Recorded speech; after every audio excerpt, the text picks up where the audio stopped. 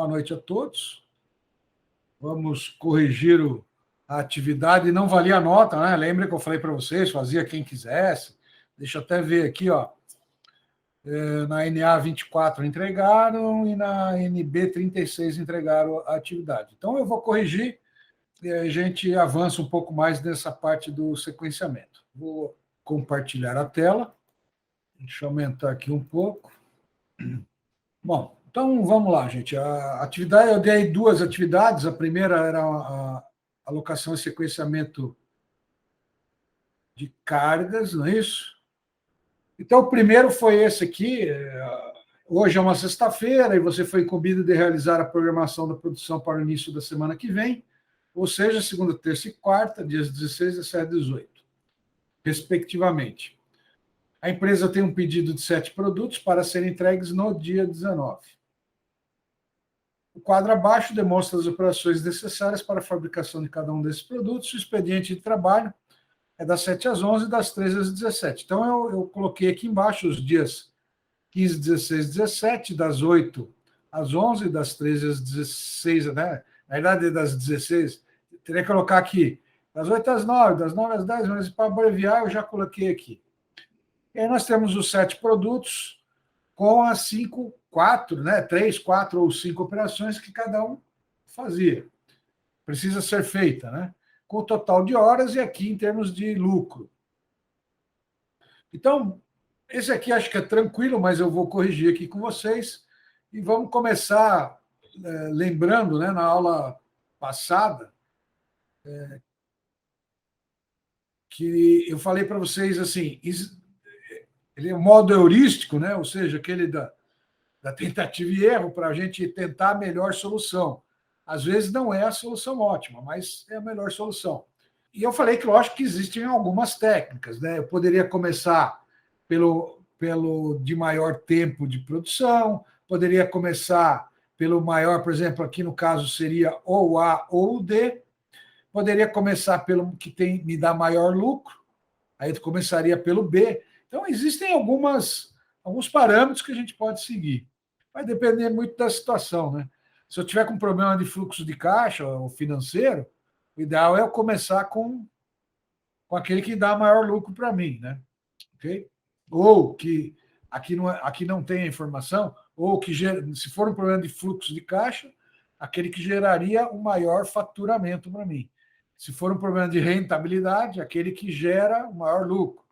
Ok? Então, tem alguns parâmetros que a gente pode seguir. Para a atividade aqui, a gente poderia iniciar pelos que têm maior tempo total, né, de produção. Então, nós temos o A e o D. Eu vou começar pelo A. Primeira operação é o de torno com 3 horas aí, né? Vou pôr cada um em uma cor, só para a gente manter aquele padrão da aula lá. 2 e a 3.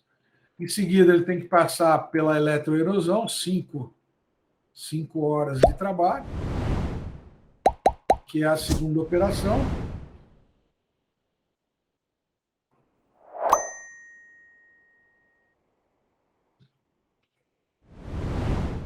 Que é a primeira operação, desculpe, que é a segunda operação. A terceira operação é a fresa, com 8 horas de trabalho. 1, 2, 3, 4, 5, 6, 7, 8. É a terceira operação. A quarta operação é a prensa, com 6 horas de trabalho. E, por último, aqui, a retífica, com 2 horas de trabalho, que é a quinta operação aqui do produto A. Tá? Em seguida, o ideal seria pegar aqui o D, que tem 24 horas também. Então, fresa 8 horas. Vamos ver se tem 8 horas aqui. 1, 2, 3, 4, 5, 6, 7, 8. Tem 8 horas. Vou pôr em outra cor aqui. Vamos usar o verde.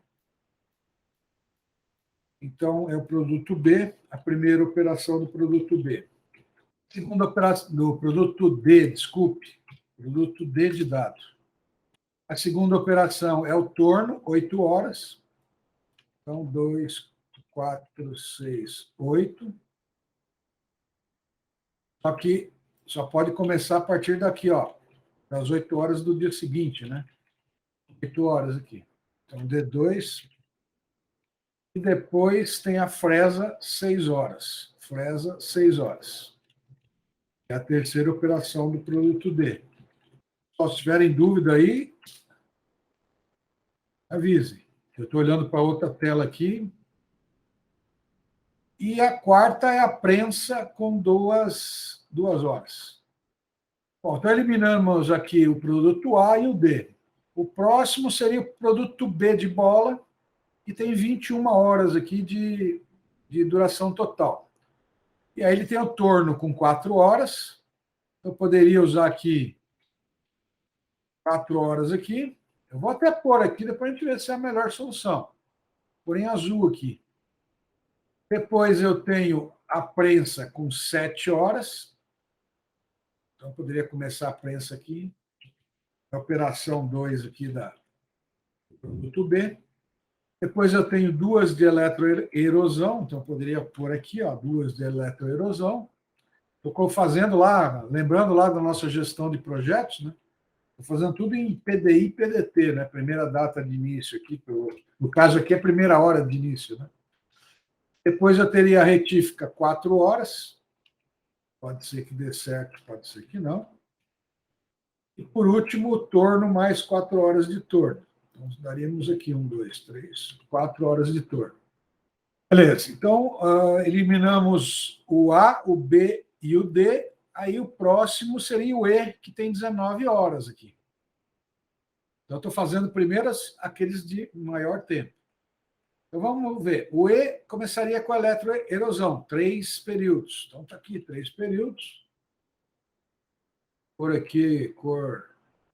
Em seguida, ele tem a retífica, 4 horas. Depois, ele vem a eletroerosão, 6 horas.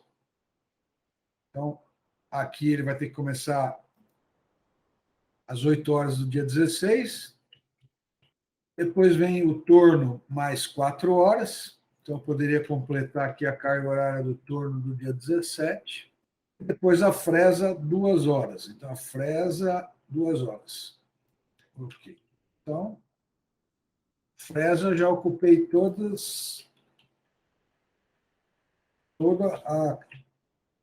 a capacidade disponível nesses 3 dias aqui, né? Bom, fechado o E, o próximo que tem maior tempo de duração é o C. Então, vamos lá no C. Oi, Luiz. A ordem das máquinas... Não tem problema nenhum.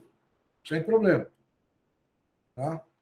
Dando certo ali a programação, a sequência que foi colocada aqui das máquinas não tem problema nenhum, não.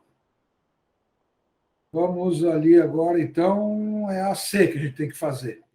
Eu tenho 5 horas de prensa. Vou usar aqui esse aqui, que é o... Está faltando o C.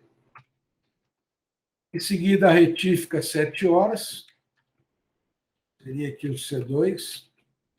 Segunda operação do C. Depois, eletroerosão, 6 horas. Então, teria que também, quando terminasse aqui, 2, 4, 6. 6 horas. Então, fechamos. Então, esses de maior aqui, nós já fizemos. Próximo seria o F, que é 8, e por último o G, né? Então, vamos lá. O F, retífica, 3 horas. Em seguida, o torno, 1 hora. Então, dá para me ocupar aqui essa vaga aqui do torno. A segunda operação do F. Depois vem a prensa, 2 horas. A prensa, então, eu teria que jogar aqui 2 horas aqui. Então, F3, F3. E, por último, a retífica, 2 horas. Então, retífica, 2 horas. F4, F4. E, por último, aqui nós vamos fazer o G. Ele começa com a prensa, depois da prensa vem a retífica, 2 horas, depois a eletroerosão, 2 horas. Beleza. Lógico, gente, que aqui o professor já deixou no meio do esquema. Mas respondendo, Luiz, não importa a ordem, né? A ordem aqui que você vai colocar as máquinas, ela não vai afetar a tua programação. Então, aqui neste exemplo específico, a gente acabou usando toda a nossa capacidade e não ficou nenhuma hora aí com ociosidade das máquinas, que nem nós vimos na aula na aula passada. Então, esse foi bem tranquilo, era só mais para vocês treinarem a melhor forma de fazer. Logicamente, quem começou a fazer aleatório ou A, B, C, talvez tenha que ter feito depois remanejamentos, não é isso? Para poder dar certo essa programação. Tranquilo a primeira atividade, gente? Sim, essa foi simples, não teve muita surpresa. Essa foi só realmente para vocês fixarem lá, principalmente esse conceito que eu falei para vocês, de começar, por exemplo, pelo de maior tempo. Né? Eu poderia ter começado aqui pelo de maior lucro e ver se daria certo. Muito provavelmente, como aqui, ó, eu teria 4, eu começaria o torno com 4 horas aqui. Então, talvez tivesse que fazer alguma reprogramação. Ok? Vamos para o segundo, né? Que o segundo é que eu provoquei mais vocês aí a fazer. Bom, qual é a ideia do segundo, né? Então, eu coloquei isso aqui, né? Uma única linha de montagem produz bebedouros domésticos de 8 tipos diferentes, conforme tabela abaixo. Então, nós tínhamos a tabela, essa aqui, né? Os códigos, né? A capacidade, o modelo, a cor e o tempo a capacidade de produção de cada linha. Para essa montagem, existem 3 tipos de setup. Setup para a troca da capacidade, para a troca do modelo, para a troca de cor. Os setups não são feitos simultaneamente. Então, Lucas, eu até coloquei isso para justamente, eu não posso fazer 2 setups diferentes ao mesmo tempo, tá? Aí os tempos de setup são dados abaixo. Então, foi dado o tempo de setup... Onde que eu pus? Ah, aqui, né? Onde que eu pus o tempo de... Deixa eu abrir o... Deixa eu ver como é que estava lá na atividade, vai. Então, eu tinha aqui a demanda, né? Tinha os tempos de setup aqui, ó, 45 minutos para a troca da capacidade, 30 minutos para a troca de modelo, e para a troca de cor eu tinha um problema. Se eu fosse trocar do branco para o marrom, eu demoraria 15 minutos para fazer essa troca da tinta, vamos dizer assim. E do marrom para o branco, eu demoraria 5 minutos a mais, eu demoraria 20 minutos, porque eu teria que limpar mais a máquina e tal. A linha de montagem trabalha em 2 turnos de 8 horas, parando 1 hora por turno para almoço ou jantar. Então, aqui, gente, só um detalhe. Essa 1 hora, e eu pus de propósito isso aqui, essa 1 hora para almoço ou para jantar, ela não está. Eu não estou trabalhando 7 horas por dia. Estou trabalhando 8 horas. Tá certo? Estou dando 1 hora de almoço. A empresa utiliza um fator de tolerância de tempo de espera de 98%. Então, eu mantive aquilo que nós vimos lá no lote mínimo. E o setor de vendas previu uma demanda para o próximo mês, com 25 dias úteis, conforme a tabela abaixo. Então, eu até coloquei aqui para vocês, ó, observação para realizar essa atividade, reveja a aula sobre o lote mínimo, que era a aula lá gravada do dia 13/9, bem como o material disponível no Classroom. Mas por que eu pedi isso para vocês? Porque lá vocês iam encontrar a fórmula do lote mínimo. Então, o lote mínimo, ele o que é? É a minha demanda dividida pelo número de ciclos. E aí, como é que eu calculo o número de ciclos? Então, seria lá a capacidade disponível menos a carga. Lá no material, eu troquei essa capacidade efetiva aqui pela carga de trabalho. E dividido pelo somatório de setups. Então, vamos lá. Qual seria a melhor forma de eu... Aqui eu já fiz as contas, tá, gente? Só para a gente não perder tempo aqui na aula de hoje, porque eu tenho mais coisa para mostrar para vocês. Então, o que acontece? A melhor maneira de eu fazer isso, a primeira coisa que eu deveria fazer é qual é a sequência de setups que daria o menor somatório total de setups que eu vou fazer para produzir esses 8, 2, 4, 6, esses 8 produtos. Então, o primeiro passo era fazer aquilo que nós vimos na aula passada. Então, como exemplo, vou até aumentar um pouco mais, depois eu vou ajeitando na tela aí para vocês. Como exemplo, eu fiz três lógicas aqui que eu poderia fazer. A primeira foi que eu começasse os bebedouros de 10 litros, é 10 litros, né? É isso, de 10 litros, ok? Então, eu comecei fazendo da seguinte maneira, só para vocês entenderem. Era de 10, standard e branco. Então, nós vimos lá que o menor tempo de setup era eu mudar do branco para o marrom. Então, eu mudei de 10 standard branco para 10 standard marrom, deu 15 minutos. Aí, do 10 standard marrom, eu mudei. Qual é o próximo lá? O luxo. Por quê? Porque a troca de modelo é menos tempo do que a troca de capacidade. Então, eu fiz nesta sequência. Aí, do 10 luxo marrom, eu passei para o 20, que aí não tinha jeito de eu voltar. Então, eu teria que passar para o 20 luxo marrom. Daria 45 minutos. Bom, resumindo, tanto fazendo desta maneira, quanto quando aqui, ó, a diferença aqui é que eu mudei do 10 luxo branco para o 10 standard branco. Tá vendo aqui? Ó? Então, eu fiz os 4 bebedouros de capacidade de 10 litros, primeiro, e depois. Aqui eu fiz aleatório, né? E aqui eu coloquei os de 20 litros capacidade depois. Por que eu escolhi isso? Porque a capacidade era o que demorava mais tempo de setup.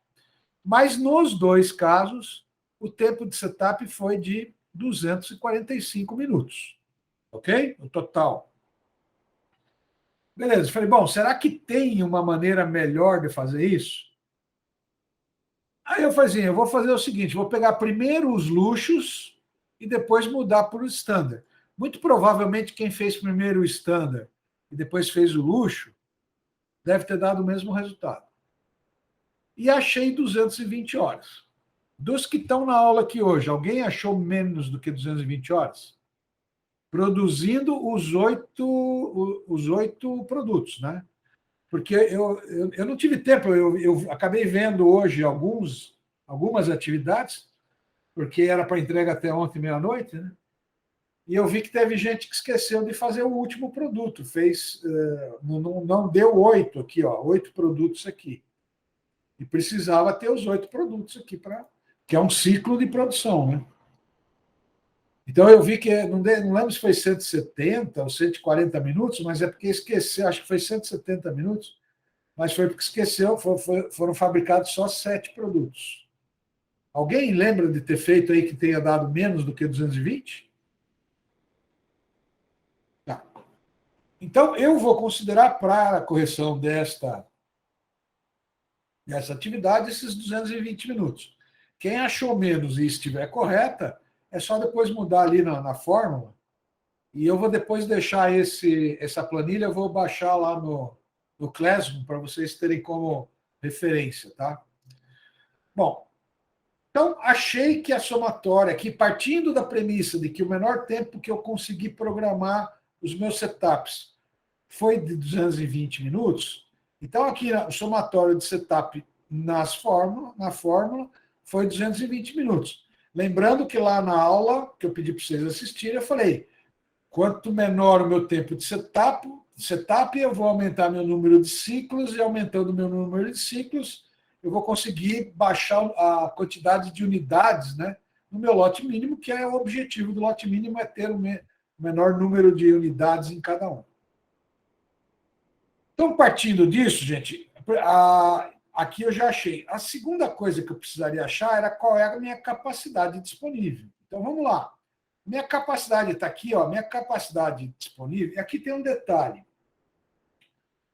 Eu poderia trabalhar em minutos, transformar tudo que está em horas em minutos, ou trabalhar com horas. Eu preferiria trabalhar por horas e transformar em minutos depois. Isso vou explicar para vocês o porquê. Mas vamos lá. Minha capacidade, vou escrever aqui, ó, capacidade disponível. O que é a minha capacidade disponível? É a capacidade que eu trabalho de acordo com o turno de trabalho E aqui eu tenho aquele 0,98, né, que eu coloquei aqui, onde que está aqui, de tempo de espera. Tá? Então, o que acontece aqui? O que eu fiz aqui? Eu peguei 16 horas, que são 2 turnos de 8 horas, vezes 25 dias úteis, é isso? Vezes o 0,98. E multipliquei por 60, para mim saber a capacidade disponível em minutos. Então, deu 23.520. Então, tá aqui, ó. Aqui é em minutos. Deixa eu até colocar aqui, minutos. Eu tenho aqui que a minha capacidade disponível, é de 23.520. Bom, a próxima coisa que eu preciso calcular é a carga de trabalho de acordo lá com a minha capacidade, né? Que tem lá, tinha o tempo padrão. Só que o que aconteceu aqui? Qual a informação que ele me deu? Ele me disse o seguinte, que esse produto aqui, o 10 litros Standard branco, a linha tem uma capacidade de produzir 15 bebedouros por hora. O que é melhor eu fazer? Ó? Se eu pegar 15 bebedouros por hora e dividir por 60, seria para transformar em minutos, que informação que ele vai me dar? Ele vai me dar 0,25. O que isso está me dizendo? Isso aqui está dizendo que em um minuto, que eu estou transformando, quando eu dividi as 15 unidades que é fabricado em hora, eu transformei em minuto, ele está dizendo que em um minuto eu vou fabricar 0,25, ou seja, 25% só do meu produto. Falando de uma outra forma para vocês, quantos minutos eu vou demorar para fabricar um bebedouro? 4 minutos. Ou seja, a cada 4 minutos, que é 0,25 vezes 4, né? Então, só fazendo aqui a conta para vocês.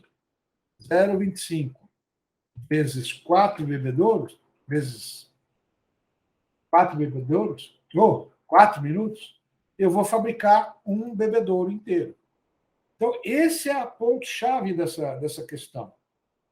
Então, por exemplo, eu estou falando isso porque teve gente que me perguntou, e eu respondi, dei o feedback, se podia trabalhar em minutos ou em horas. Né? Aí eu falei, olha, tanto faz. Né? Se você considerar que em um minuto eu tenho 0,25% só do produto pronto, eu vou ter que saber quanto que eu fabriquei em um minuto. Tá? Só que eu respondi que eu achava mais fácil trabalhar em horas, porque aí eu teria o seguinte, ó. Vou pegar aqui esse primeiro produto aqui, ó. Como é que eu fiz aqui o exercício, tá? Só para vocês entenderem. Eu já fiz aqui para a gente ganhar tempo, mas eu vou explicar cada conta que eu fiz aqui. Deixa eu aumentar um pouco mais para vocês verem bem. Então, aqui, ó. O que eu fiz? Eu sei que a minha linha que fabrica esse produto aqui, o 10STBR, ela fabrica 15 bebedouros por hora. E que a minha demanda para aquele mês era de 700 bebedouros. O que eu fiz aqui, gente? Eu simplesmente peguei o seguinte, eu peguei 700 bebedouros, dividi por 15 e descobri que para fabricar, porque aqui, ó, lembrem que na fórmula eu preciso da carga horária total, né? Então eu descobri aqui que para mim fabricar esses 700 bebedouros aqui, eu vou precisar de 46,67 horas. Multiplicando por 60, né, olha lá, multiplicando por 60, eu sei que a minha carga total para produzir os 700 unidades é de 2.800 minutos. Okay? Usando ali 2 casas decimais. A mesma coisa eu fiz com 600. Eu peguei 600, dividi por 17, eu sei que eu vou levar 35,29 horas. Vezes 60 minutos, ok? Então, foi esse cálculo que eu fiz. Primeiro em horas, aqui em horas, e depois eu transformei em minutos. Quem trabalhou com horas, tanto aqui na capacidade disponível, Deixa eu até passar isso aqui para cá, porque aí fica mais fácil da gente chegar. Então, quem trabalhou em horas, o que teria que fazer? Aqueles 220 minutos teria que ser transformado em horas. Eu teria que pegar lá 220 minutos, que está, né, e dividir por 60. E saberia que o total lá dos meus setups daria 3,66667 horas. Ok? Então, sem problema nenhum. Eu preferi trabalhar em horas para saber qual era a carga total necessária para mim produzir os 8 itens naquele mês e cheguei a uma carga horária total de 287,45. Multipliquei por 60 e cheguei em minutos. Então está aqui, ó, pus aqui, ó, carga 17,246. Aqui, se não me engano, eu dividi. Não, espera aí. Deixa eu colocar em negrito aqui. Bom, então eu já tenho a capacidade disponível em minutos e tenho a carga total também aqui, ó. Carga total em minutos. Que é as duas informações que eu precisava para calcular o lote mínimo. Então, capacidade disponível menos carga. Carga. Então, 23.520 menos 17.246 vai dar aqui, ó, 6.273,16.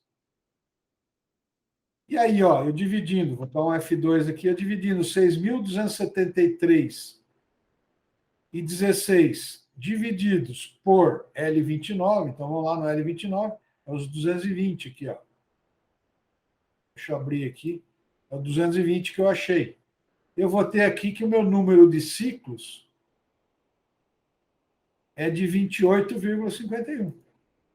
Aí, aqui, lote mínimo, calculado em cima do demanda dividido pelo número de ciclos, que é os 28,51, eu vou ter o meu lote mínimo de cada produto aqui, ó.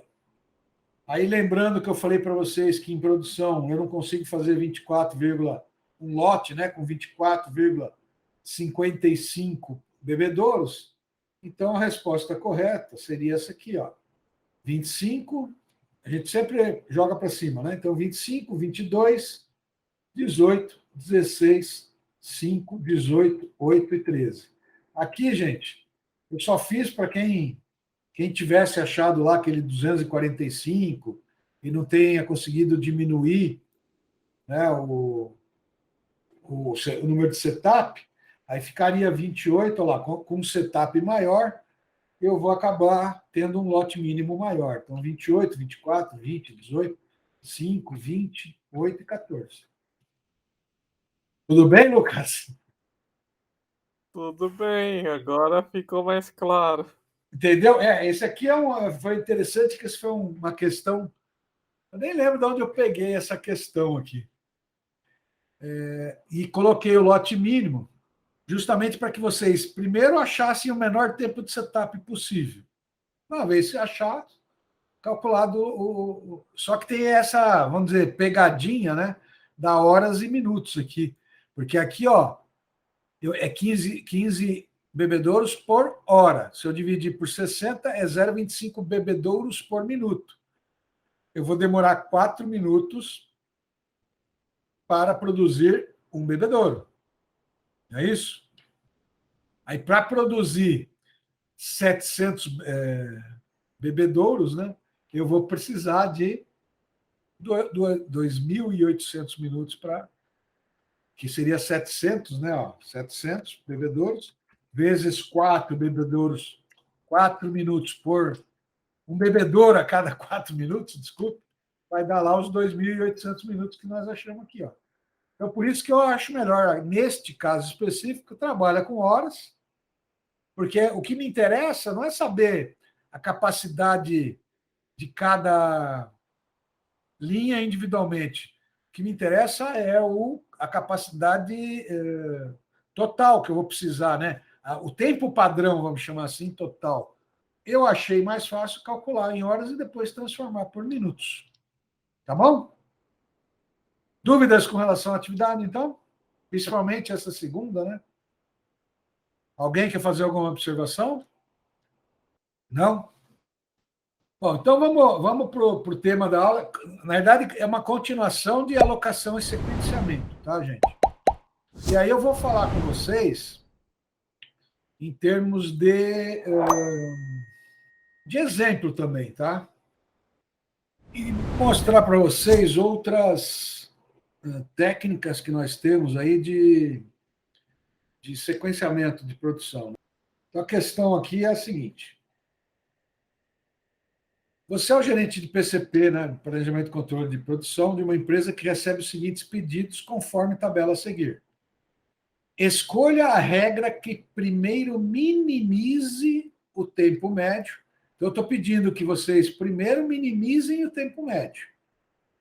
E, em seguida, minimize o tempo de atraso do pedido. Então, aqui, ó, são informados os tempos de processamento total para cada pedido e a data prometida para a entrega de cada pedido, ambos em números de dias. Então, o que acontece aqui? Eu recebi 5 pedidos, pedido A, B, C, D e E, onde cada pedido tem um tempo de processamento em dias. E também sei que o pedido foi prometido para a data 6, para a data 5. Para a data 8. Né? O departamento comercial lá, lembra que eu falei para vocês? Prometeu para o cliente essas datas. Então, eu tenho que programar essa minha produção de uma forma que primeiro minimize o tempo médio de processamento. Aqui é de processamento. Deixa eu pôr em vermelho aqui também. E, em seguida, caso haja atraso na entrega, em virtude desse primeiro decisão que eu tomei, que eu minimize o tempo de atraso. E aí eu vou ter que fazer uma opção de qual é o melhor sequenciamento para atender essas duas situações, ok? Tranquilo aqui? Entenderam essa situação? Então, 5 pedidos, com seus tempos de processamento aqui em dias e a data que o departamento comercial prometeu para o cliente. Então, vamos aos tipos de soluções que eu tenho aqui. Eu tenho algumas soluções. A primeira delas nós vimos... Não, nós não vimos. Eu dei aula para o Comex em custo. Mas eu tenho lá o EPS e PEPS. Né? O EPS, último a entrar, primeiro a sair. O PEPS, primeiro a entrar, primeiro a sair. Ou FIFO, ou LIFO, né? First in, first out. Last in, first out. Okay? Vocês devem ter visto isso aí, ou com o professor Juvancir, em logística, ou com o professor Biratã lá em custos, quando a gente apura custo de estoque. Eu poderia fazer uma sequência, que nem nós fizemos agora na atividade, pegar aquelas que demoram, então, ou seja, o tempo mais longo primeiro, então já é a terceira opção. A quarta opção, tempo mais curto, né? Primeiro, por exemplo, fazer primeiro o pedido E, para depois fazer o D, depois fazer o B, depois fazer o A e depois fazer o C. É uma opção. E também poderia fazer pela data prometida. Então, nós teríamos aí 6 opções. Né? E qual seria a melhor solução? Não é a solução ótima, mas sim a melhor solução para essa situação. Então, vamos lá. Eu fiz aqui uma tabela, deixa eu aumentar também, com essas opções. Então, a regra do PEPS, do EPS. Então, o PEPS é primeiro que entra, primeiro que sai. O EPS é o último que entra, primeiro que sai. Operação mais curta, operação mais longa e a data prometida. Então, está aqui as 5 possibilidades aí que eu vou fazer uma a uma aí. Então, se eu for fazer o primeiro que entra e o primeiro que sai, é essa sequência aqui mesmo, né? Porque ele entrou nessa ordem aqui. Então, eu vou simplesmente copiar aqui e colar. Então, a ordem da entrada dos produtos foi A, B, C, D e E. E aí eu tenho tempo de processo e data prometida. Aqui, gente, tem uma particularidade, sim, que é diferente daquilo que nós vimos lá no PERT CPM. Lembra que quando eu começava uma atividade lá, vamos lá, atividade A começa o projeto, com duração de 3 dias. Então a gente colocava lá, do dia 1, 1 mais 3, 4, menos 1, né? 3, e colocava a data, o PD, tinha lá o PDI era 1, o PDT era 3. Nesse tipo de modelo, eu começo o dia como o dia zero, tá? E vocês vão ver o porquê, porque para a gente evitar aquele menos 1 da fórmula lá. Né? Então, se eu vou começar pelo pedido na ordem de entrada, né? Primeiro que entra é o primeiro a ser atendido, aí é o primeiro que sai, eu vou começar a produzir o pedido A na data zero, que é a data de hoje, data zero. E ele vai terminar, ele demora 5 dias, então ele vai terminar no 5º dia. Então, dia 5. Tá? Demorei 1, 2, 3, 4, 5 dias para fazer. Se eu começasse no 1, lembra lá? Eu teria que pegar 1 mais 5, 6, menos 1, 5. Então, aqui nós vamos colocar 0 e 5. Aí eu evito, se eu começar do 0, eu evito aquele menos 1. Bom, se eu iniciei na data 0 e terminei na data 5, eu tive atraso para entregar esse pedido? Não, porque o cliente foi prometido para o cliente para entregar no dia 6, aqui, no 6º dia. Então é 0. Não teve atraso nenhum aqui. O produto B, eu vou começar a produzir no dia 5, né? E ele vai terminar, com mais 3 dias, vai terminar no dia 8. Então, lá, os 3 dias que eu precisei, né? O que vai acontecer aqui? Eu prometi entregar para o cliente no dia 5. E aí, Lucas? Por que a gente considera o início no mesmo dia do término do anterior e não no dia seguinte? Esse aqui, no caso, Lucas, ele é do modelo. Vamos lembrar lá do Gantt, né? do PET CPM, tá? Só para lembrar. Se eu começasse, vou por aqui do lado aqui, ó. Se a PDI fosse da atividade A aqui fosse 1, o PDT ia ser 5, não é isso? Sim. É isso, né? Aí a atividade B só poderia começar no 6, aí 6 mais 3, 9, não é isso? Menos 1, 8. É isso que a gente iria fazer? Aqui, eu simplesmente estou fazendo 5 mais 3 dias de duração, já me dá o término do trabalho. Entendeu? Tá. Uhum. É só para. É uma maneira diferente do que nós vimos lá em gestão de projetos. Aqui eu estou usando a soma direto, né? 0 mais 5 termina no dia 5, esse aqui vai começar no dia 5, mais 3 deu 8, mas eu já, né, mostrei para vocês aqui que se eu fizer o gráfico de Gantt, vai dar a mesma coisa. Nesse caso específico, gente, era para mim entregar no dia 5, eu entreguei no dia 8, né? Então 8 menos 5 eu vou entregar com 3 dias de atraso. E aqui eu já fiz a fórmula, só para a gente ganhar tempo. Ele pediu no exercício o tempo médio, né? Ó, tempo médio de processamento e tempo médio de atraso. Esqueci de colocar.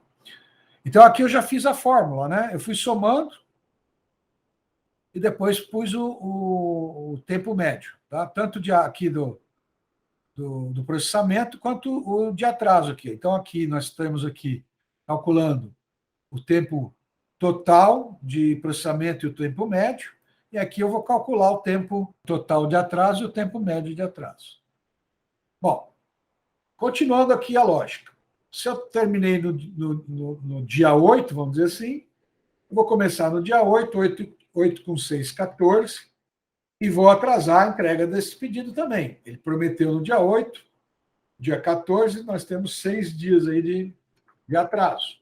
Aqui, se ele terminou no dia 14, vai começar no dia 15, com 2 dias de duração aqui o processo, 17. Vai demorar 10 dias, né? Vai dar aqui, não é 14, 14, gente, desculpe, 14, termina no 16, aqui vai dar 2 dias de atraso, certo? E aqui, inicia no dia 16, com um dia, 17, e eu tenho aqui 14 dias de atraso. Então, se eu usar a regra do PEPS, eu vou ter, em média, 12 dias de processamento desses meus pedidos, com 5 dias, em média, de atraso na entrega. Logicamente que o cliente do produto E aqui ia ficar muito mais bravo, né? Porque eu prometi para ele entregar no dia 3 e só fui entregar no dia 14, né? No dia 17. Professor, não tá Diga. errado os dias de atraso da letra D? Ah, Ou tá errado. 9 dias, né? 9 dias. Tá errado, Thiago. Obrigado.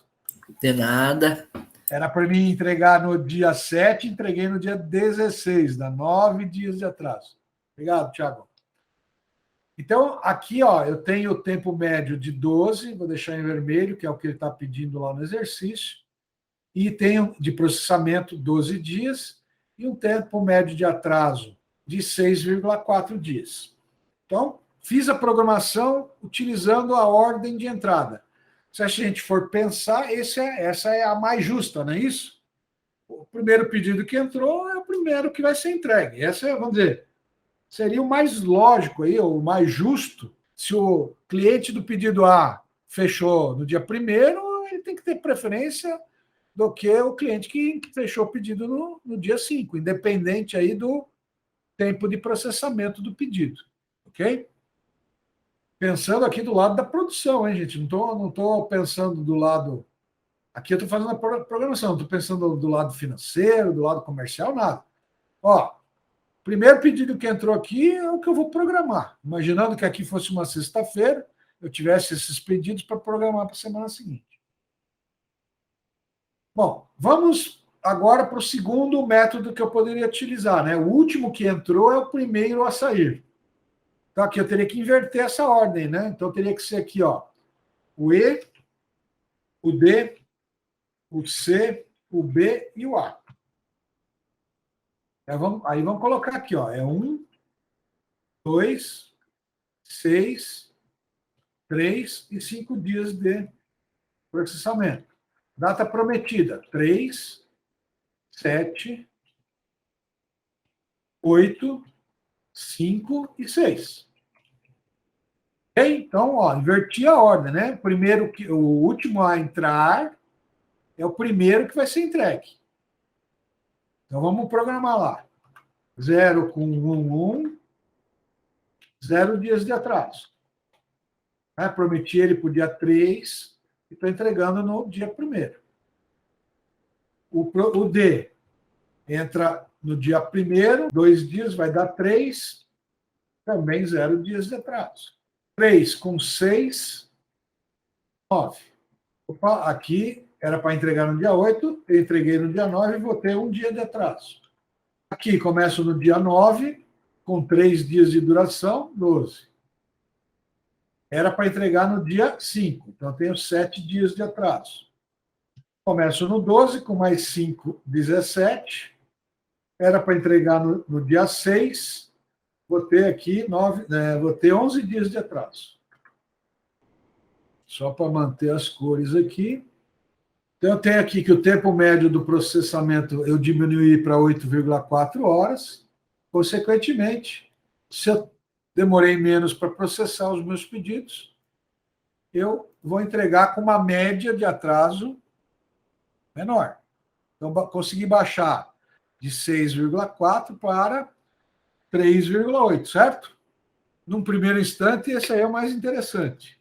Logicamente, que aquele cliente que me pediu que me fechou o pedido em primeiro lugar, vai demorar 11 dias de atraso, né? Ele vai receber o pedido dele, provavelmente não vai ficar muito contente com a gente lá, né? Aí a gente fala pro comercial lá, ó, antes de prometer as datas, fale comigo, né? Tudo bem até aqui, gente? Ok. Bom, agora eu vou fazer a opção de operação mais curta. Então, vamos mudar aqui essa ordem também. Qual é o tempo de processamento menor? É o E. Então, primeiro eu vou fazer o E. Em segundo, eu vou fazer o D. Em terceiro, eu vou fazer o B, que dura 3 horas. Ó. Em quarto, eu vou fazer o A, que dura 6 horas. E, por último, o C, que dura 6 horas. Então, vamos lá.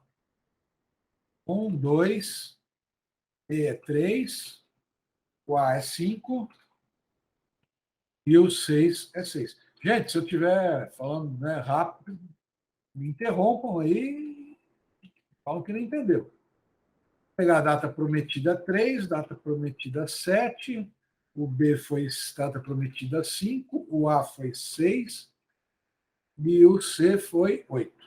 Vamos lá. 8, 1, 0 dia de atraso. 1, 3, 0 dias de atraso. 3, 1, 3, 6, 1 dia de atraso. Era para entregar no dia 5. 6, com 5, 11. Era para entregar no dia 6, eu tenho 5 dias de atraso. 11, com 6, 17. Eu tinha que entregar no dia 8, 9 dias de atraso. É isso? Aqui já melhorou, né, gente? Ó, se eu fizer pelo menos pela operação mais curta, eu vou diminuir um pouco mais meu tempo de processamento. E aqui, gente, considere que nesse tempo de processamento o setup aqui tá incluso, tá? Quando eu falo assim o tempo de processamento, neste caso desses modelos que eu estou mostrando para vocês, tá tudo aqui incluso. Perda, se a gente for pensar lá em capacidade, perda planejada, não, está tudo aqui já incluso nesse modelo. A perda não planejada até não está, né? Incluso porque é não planejada, não tem como planejar. Então, eu consegui diminuir de 8,4 para 7,6 o tempo de processamento. Consequentemente, meu atraso médio baixou de 3,8 para 3. O cliente aqui, que neste caso aqui, mais prejudicado seria o cliente A, que foi o primeiro que fez o pedido, que ia receber o produto dele lá com 11 dias de atraso, vai continuar recebendo com atraso, mas, porém, vou conseguir reduzir aqui 6 dias no atraso. Em compensação, o cliente C, que aqui teria 1 dia de atraso, vai receber com 9 dias de atraso. Tá? Tudo bem? Vamos fazer o penúltimo, que é operação mais longa primeiro. Então, a operação mais longa primeiro aqui é o C. Em seguida é o A, depois vem o B, depois vem o D e depois vem o E. O C tem 6 dias, o A tem 5, o B tem 3, o D tem 2 e o E tem 1. Vou pegar as datas prometidas aqui, 8, o A tem 6, o B é 5, 7 e 3. Vamos lá de novo. 0 mais 6, 6, 0 dias de atraso. 6 com 5, 11. Para dia 6, eu vou ter aqui 5 dias de atraso. 11 mais 3, 14. Aqui eu vou ter 9 dias de atraso. 14, 16. Vou ter 9 dias de atraso. 16, 17. Isso não tem jeito, 14 dias. Aqui era dia 3, 14 dias de atraso. Então, aqui eu também vou ter, não é a melhor solução aqui para a gente. Então, a pior situação entre as 4 que nós vimos aqui é justamente a operação mais longa. E lembra do exercício que eu acabei de corrigir para vocês, que eu falei, olha, vamos programar primeiro aquele que tem duração mais longa? Então, dependendo da situação, talvez este aqui de 12,8, em média, né, o tempo médio de processo, duraria 64 horas, talvez eu ocupasse as máquinas, né, dependendo lá da onde as máquinas passariam, talvez eu ocupasse aí melhor as máquinas. Mas, em termos de comerciais, e provavelmente em termos financeiros, não seria a melhor solução. né? Porque aqui eu vou deixar, né, clientes, só o cliente C aqui que não iria ficar bravo com a gente. Até porque ó, o maior tempo de atraso foi a operação mais longa. Ok? E por último, seria a data prometida. Vamos lá, a data prometida. Primeiro seria o E. Em segundo seria o B, que é dia 5. Depois o A, que é dia 6. Depois o D, que é dia 7. E por último o C, que é dia 8. Então vamos colocar aqui o processamento e a data prometida. 3, 5, 6, 7 e 8. 0 com 1, eu vou ter 0 de dias de atraso. 1 com 3, 4, eu vou ter 0 dias de atraso. 4 com 5, 9, eu vou ter 3 dias de atraso. 9 com 2, 11, eu vou ter 4 dias de atraso. E 11 com 6, 17, eu tinha que entregar dia 8, então aqui vai dar 9 dias de atraso. Se eu fizer o sequenciamento pela data prometida para o meu cliente, também não é a melhor solução, né? Esse 3,2, pensei que tinha sido igual ao... Seria a segunda programação melhor aqui que eu poderia fazer pela data prometida, né? Mas continua sendo a melhor a operação mais curta. Ok? Professor, sempre a operação mais curta vai me proporcionar esses resultados aqui? Não. Eu diria para vocês que a única coisa que eu poderia garantir para vocês é que o tempo médio de processo, eu sequenciando pela operação mais curta, com certeza vai dar em todas as opções. Não vou dar 100% de certeza, não. Eu ia dizer que com 100% de certeza, ele seria a operação mais curta, a que dava o menor tempo de processamento, mas eu posso ter uma combinação aqui principalmente de data prometida e PEPs e WEPs que chegue nesse mesmo número, então não seria a única solução, entendeu? É isso que eu quero dizer. Não é a solução ótima, é a melhor solução essa aqui. Tá? A melhor solução seria a que desse o menor tempo de processamento e menor atraso em dias. Tá? Seria a solução ótima. Tudo bem aqui, gente? Tranquilo esses 5 modelos aqui? Esse tipo de programação, gente, é bem comum eu ter que tomar decisão em cima disso. Aí volta a existir decisão baseada em dados e não em achismo. Se eu quiser, aqui faltariam algumas informações, como margem de contribuição, preço de venda, né? Para mim ter mais subsídios para tomar uma decisão de acordo com a situação exigida pela empresa. Eu vou até existir. Se eu tivesse esses dados, né, margem de contribuição e preço de venda, de repente, a data prometida não, a operação mais curta, que foi a proposta do exercício aqui, não seja a melhor situação em termos de faturamento e de rentabilidade. Então, se o meu problema for de fluxo de caixa, teria que ter uma outra tabela aqui, ó, outra tabela, por isso que a gente fala aqui de holística, né?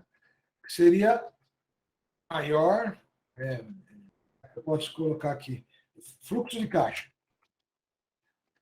Fluxo de caixa, quando a gente vai tomar uma decisão de fluxo de caixa, a gente quer receber o dinheiro o mais rápido possível. Não sei se vocês já viram lá em AFO, custo médio de recebimento de vendas. Já viram isso? Um dos índices lá econômicos. Tem custo médio de recebimento de vendas e tem custo médio de pagamento de compras. Então, o fluxo de caixa, ele trabalha basicamente com esses 2 indicadores. Então, se eu quiser receber o mais rápido possível para mim equilibrar meu fluxo de caixa, eu colocaria aqui aquele que me dá maior faturamento. Vou aqui exemplificar para vocês. Vamos imaginar aqui, ó, preço de venda. Vamos dizer que aqui fosse R$200, esse aqui fosse 150, esse 350, esse aqui 180 e esse 100. Só exemplificando, tá? E vou pôr aqui mais um dado aqui, ó. Margem de contribuição. Já viram margem de contribuição em custos ou em AFO? A fórmula da margem de contribuição? A margem de contribuição é o... Viram ou não? A gente viu, eu acho que na época que a gente estava vendo o markup também em custos.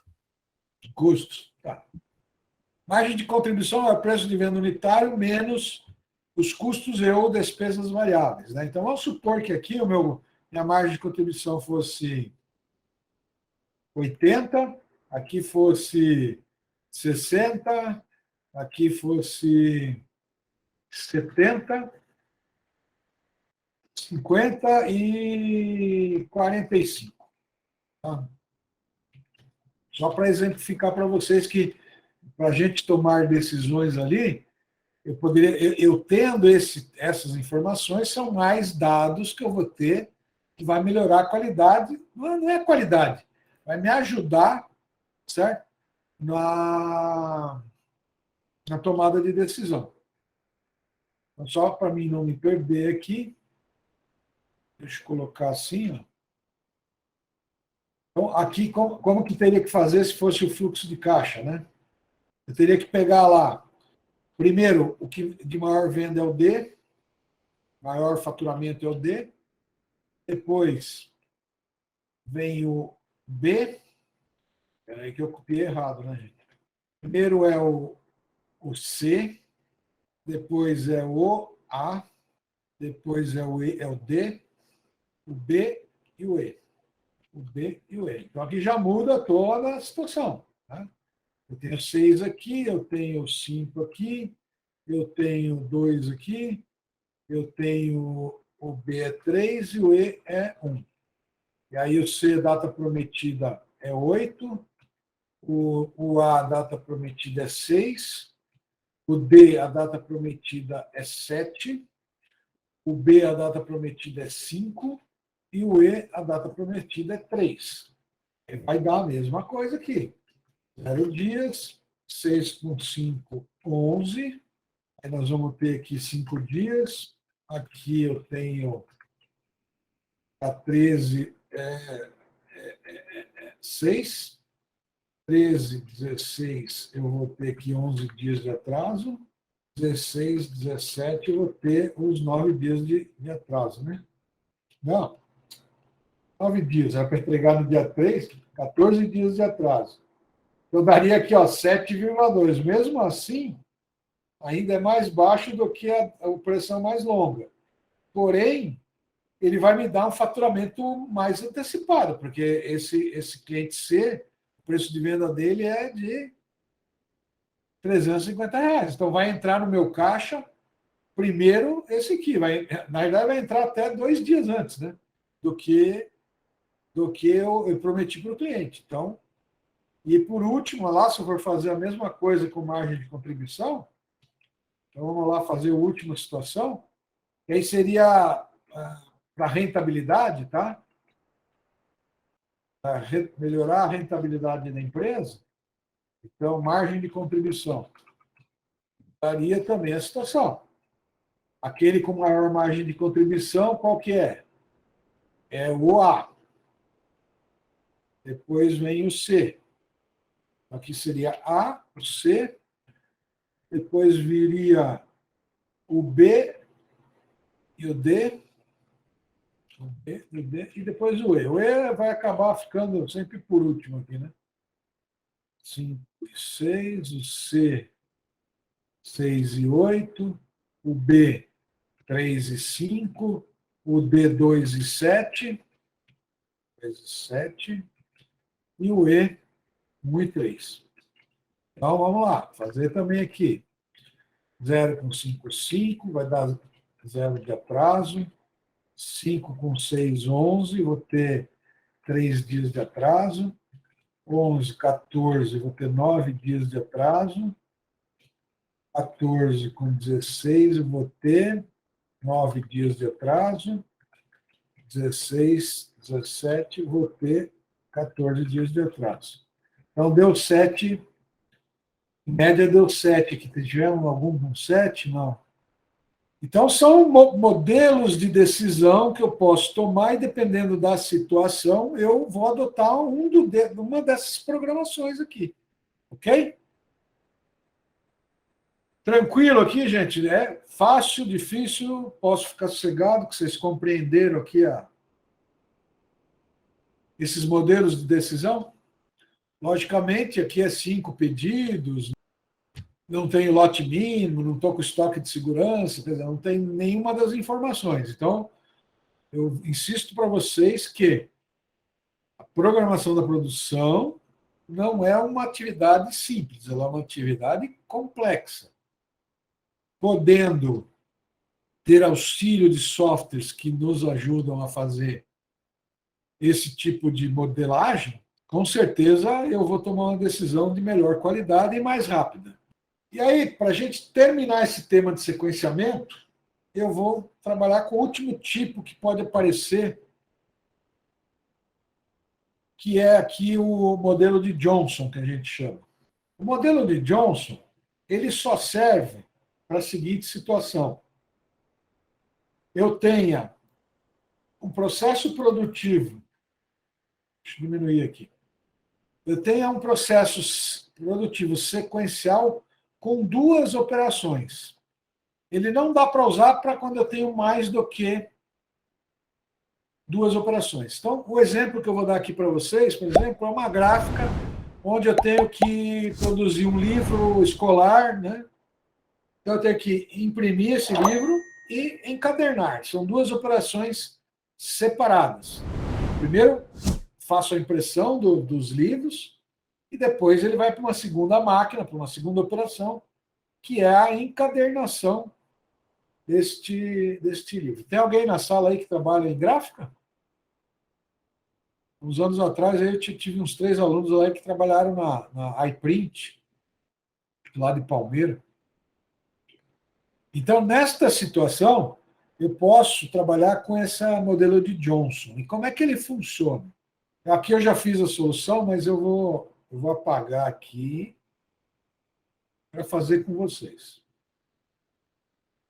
Isso aqui eu vou deixar. Então, a seguinte situação. Você foi o contratado para sequenciar a produção em uma empresa que faz a impressão e encadernação de livros infantis. De acordo com a regra de Johnson. Realize, acho que aumentei demais, né? Livros infantis. De acordo com a regra de Johnson, realize o sequenciamento da produção. Então, eu tenho lá 6 pedidos, eu tenho o tempo de impressão em minutos e tenho o tempo de encadernamento em minutos. Como é que funciona esse modelo? A primeira coisa que vocês têm que fazer é ver qual é o processo que vai dar o menor tempo de todos eles, ou de impressão ou de encadernamento. O menor tempo que nós temos aqui dos 12, nós temos 12 tempos aqui, é o B aqui, ó, que é 35 minutos. Se ele estiver na primeira operação, então aqui, deixa eu até colocar aqui, esse aqui é a operação 1, né? Operação 1. Esse aqui é a operação 2. Se o menor tempo está na primeira operação, eu vou colocar, então eu tenho aqui, ó, impressão e encadernamento, eu vou colocar do lado esquerdo do meu sequenciamento, ok? Então eu venho aqui e coloco que eu vou fazer a impressão do pedido B. Tudo bem? Então, esse aqui está feito. Segundo passo, vejo o segundo de menor tempo. Então, entre os 11 que sobraram. Esse aqui eu já programei aqui, ó. Eu vou começar fazendo a impressão da atividade da operação B. Em segundo lugar, qual que é o que tem menor tempo aqui dos nossos? É o D40. Aqui. E ele está do lado, ele está na operação 2. Quando o menor tempo está na operação 2, eu vou colocar mais do lado direito da minha sequência. Tá? E o que ele é? Ele é um encadernamento, não é isso? Aqui nós podemos fazer o seguinte.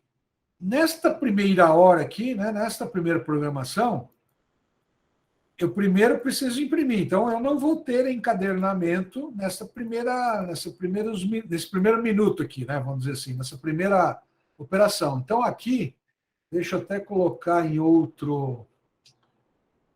Deixa eu ver aqui como é que eu vou... Eu vou colocar assim. Okay? Então, aqui, eu primeiro preciso imprimir. Aqui nós temos essa maneira de fazer. Se eu imprimir o B, eu posso dizer que logo em seguida eu vou encadernar o B. É uma maneira de eu fazer. Tá? O que vai acontecer é que vai sobrar, né, aqui no final da minha programação, eu não vou ter impressão, porque a última operação vai ser o D. Então, eu poderia colocar aqui o D aqui. Ó. Então, coloquei mais à direita. Vou na tabela de novo, vejo qual o menor tempo que eu tenho. É o 46 minutos. 46 minutos. Então, o A ele vai vir à direita, porque ele está na operação 2. É o A. Eu posso já preencher aqui em encadernação logo na sequência. Depois, qual é o menor dos 9 que sobraram? É o 50. Que é a primeira operação. Então, 50, entra aí. Em seguida, eu vou fazer a encadernação. Depois, o menor vai ser o 53. Então, também está na operação 1. Então, vem o F. Em seguida, eu faço a encadernação. Depois vem a operação... Eu acho que é o... Peraí, o 57 já é o D, então já foi. Então o próximo é o 58, não é? O C ali. Que é o C, né? É. Porque é a última letra que falta também. Isso. É a última letra que falta. Tá aí. Na verdade, eu tinha que ter marcado aqui, ó. Primeiro é o B que eu já fiz. Depois... Nós fizemos o D, que é o menor, né? Era 40. Depois nós fizemos o menor, qual que foi? 35, 40. Depois foi o 50, não, 46, que foi o A. Aí está na segunda operação, veio para cá. Depois do 46, o menor foi o 50, que é o E. Então está aqui do lado esquerdo, tá certo? Depois do menor, 53, tá certo? Que é o F. Isso, só sobrou o C. Exatamente, Lucas. Beleza. Obrigado por terem me ajudado. Aí tanto faz colocar, né, do lado direito ou do lado esquerdo. Então, a programação correta disso aqui seria nesta sequência. O primeiro pedido B, depois o pedido E, depois o F, depois o C, depois o A e depois o D. E aqui, eu coloquei isso aqui só para mostrar para vocês, né? A impressão demorou 35 minutos. Enquanto eu estou imprimindo, eu não consigo fazer nenhuma encadernação. Eu preciso esperar. Aí o que acontece? Assim que acaba a impressão do 35, eu vou gastar, no E, né? Vou gastar mais 50 minutos. E vou gastar 65 minutos para fazer a encadernação do B. Está aqui, ó, 65 minutos. Mas olha como que dá certo. Se eu começar no período, no minuto 1, vou levar 35 minutos. Vou começar a fazer a encadernação do 36 ao 101. Enquanto isso, eu estou fazendo a impressão do E. Terminei de fazer a impressão do E, ele vai começar aqui a impressão do F. E aqui, ó, eu vou começar a encadernação só no minuto 102. Então, não vou ter folga aqui, né? Não é isso? Ó, não estou tendo folga nenhuma aqui. E também não vou ter folga na minha encadernação. Eles não vão ficar parados. Na realidade, acho que até vai, né? Porque Vamos pensar aqui, se eu demorei 36 a mais, aqui é o E 50 minutos, então 36, 85, aqui ele ficou encadernado 101. 86, não vai ficar, vai dar certinho isso aqui, ó. Logicamente que aqui, né, eu não tenho, aqui eu não posso encadernar, vai ficar ocioso no começo, a encadernação, e vai ficar ocioso no final, a impressão. Certo? Professor, Oi. eu não entendi esses números 36 igual 38, de onde isso? Não, aqui não é igual, é só aqui que se eu coloco menos aqui, Renata, ó, se eu fizer 1 menos 35, o Excel faz conta, tá vendo? E pega e bota janeiro. Então eu fiz o seguinte, ó, a impressão aqui, ó, a operação 1, que é o B aqui, ó, estou fazendo a impressão. Ele leva 35 minutos. Então ele vai começar aqui no minuto 0, né? Só para a gente. Né, ou não vai começar no minuto 1, terminar no 35. Em seguida, eu vou fazer a impressão do pedido E. Então, o pedido E terminou no 35, ele começa no 36, mais 50 minutos aqui, ó, da impressão, vai dar o 85, fazendo na fórmula lá, 36 mais 50, 86 menos 1, 85. Aqui, é que para mim fazer um gráfico de Gantt aqui, eu ia ter que colocar 377 colunas. Então ia ficar muito grande aqui para mim mostrar para vocês. Agora entendi. Entendeu agora, Renata? Porque eu fiz... Aqui, imagine que é o nosso gráfico de Gantt, tá? Da impressão e do encadernamento. Aqui, ó. Basicamente é isso. Tranquilo, gente? Esse modelo aqui de Johnson, ele só serve para essa situação aqui, tá, gente? Eu ter um produto que passa por 2 operações em sequência. Ou seja, eu preciso que primeiro termine a primeira operação para iniciar a segunda. Então, essa aqui é uma outra maneira. Gráfica, por exemplo, usa muito isso. Algumas indústrias que utilizam, por exemplo, metal mecânico, né? Que eu tenha 2 operações, por exemplo, furação e torno, ou torno e furação, né? São 2 operações em sequência que eu preciso fazer e que demora. Lógico, existem outros modelos para 3 operações, 4 operações, 10, múltiplas operações. Só que vai aumentando o nível de complexidade. Ok? Essas são as mais comuns que, eventualmente, podem cobrar de vocês em algum teste, alguma coisa. Tá? Então, lembrem-se, modelo de Johnson, 2 operações em sequência, e a segunda operação depende da primeira terminar para iniciar. Aí eu posso fazer desta maneira que eu mostrei para vocês. Comecem pelo de mais baixa duração, coloquem do lado esquerdo. Aí, na sequência, se fosse, por exemplo, se o 35 tivesse aqui no encadernamento, eu teria que começar o B aqui no final. Tá? Comece para o final, para o lado direito. E sempre vai ter a primeira e última operação, né? Vai ter essa folga aqui, essa ociosidade. Leve em consideração isso quando vocês forem montar a tabela. Então, se tiver na segunda operação, vocês colocam mais à direita. Se tiver na primeira operação, vocês vão colocando na posição mais à esquerda. Essa é o modelo de Johnson. E aqui vai depender... quando a gente fala só de produção, a gente trabalha com PEPs, WEPs, operação mais curta, mais longa e data prometida. Quando entra variáveis como custo, margem de contribuição, faturamento, aí vocês têm que montar a gente chama isso de modelagem do problema. Então, eu tenho que modelar esse problema. Eu mostrei 2, fluxo de caixa e margem de contribuição. Poderia ter mais um aqui que fosse lá o custo, né? De menor custo.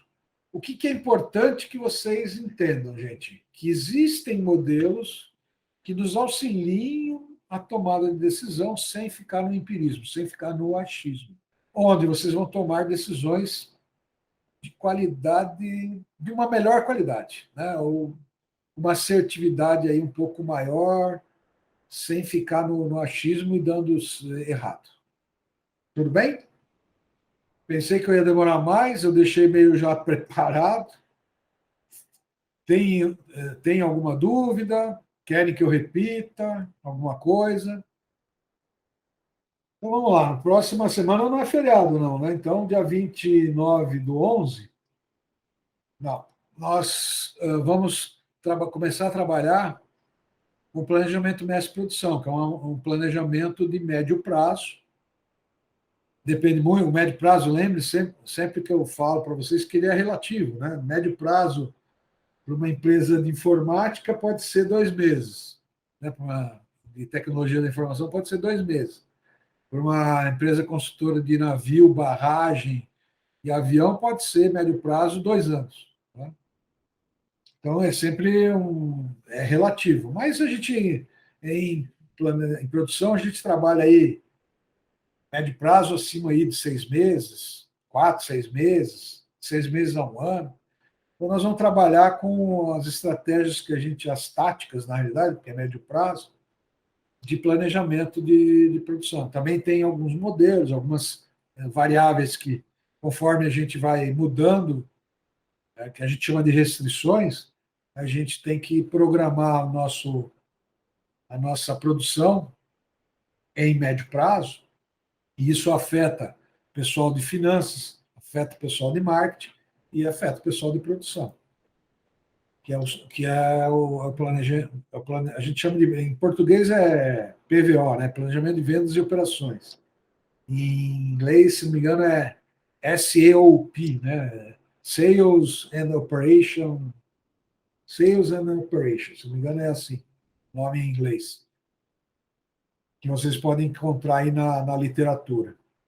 Aí a gente começa com planejamento mestre de produção. Tá ok? Se não tiverem dúvidas, vou desejar uma boa semana de aula aí para vocês e nos vemos na segunda-feira que vem.